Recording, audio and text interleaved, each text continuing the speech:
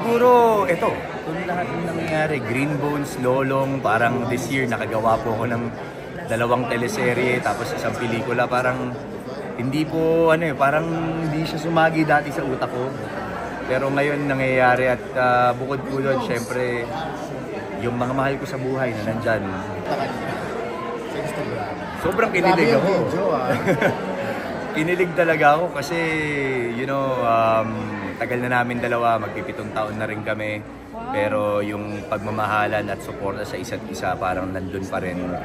At masabi namin parang ganun siguro kami ngayon. Parang nakatuto kami sa kung paano po namin mapupush yung isa't isa. For me kasi siya na talaga yung nakikita kong taong gusto kong makasama habang buhay. So ang tadhana na lang po talaga makapagsabi kung kailan po mangyayari ang masasabi kong kami na talaga sa isa't isa at ikakasal kami.